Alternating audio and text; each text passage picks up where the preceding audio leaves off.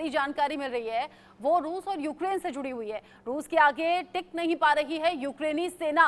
जो यूक्रेन की तबाही है वो ये बड़ी गवाही पिछले 2 साल से ज्यादा वक्त हो गया है दे रही है। यूक्रेन ने दूसरा बड़ा शहर भी गंवा दिया है। रूसी सेना यूक्रेनी शहरों को एक एक करके तबाह कर रही है, पहले तबाही और फिर कब्जा करती है। हथियारों की कमी से युद्ध में पिछड़ रही है यूक्रेनी सेना, साथ ही साथ सेना भी नहीं है। युद्ध के लिए हालात अभी विपरीत हैं। रूस की जीत से राष्ट्रपति पुतिन गदगद नजर आ रहे हैं और पुतिन जो पीछे हटने को तैयार नहीं हुए, व्लादिमीर ज़ेलेंस्की जो घुटनों पर आने के लिए तैयार नहीं हुए, और उसी का नतीजा रूस और यूक्रेन दोनों तरफ से भुगता जा रहा है। लेकिन यूक्रेन में बड़ी तबाही जो कि अब अस्तित्व पर सवाल है। संजीव जी,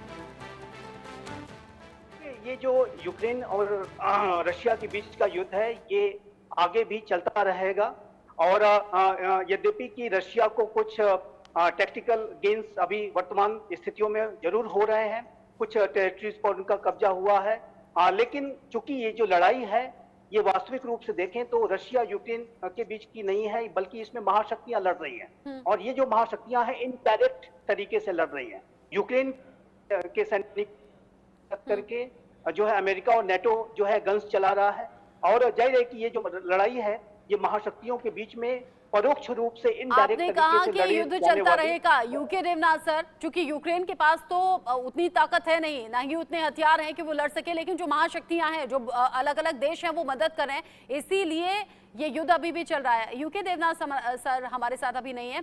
संजीव जी, अगर ये युद्ध अभी नहीं रुकेगा तो चलेगा कब तक? तबाही तो चारों तरफ है।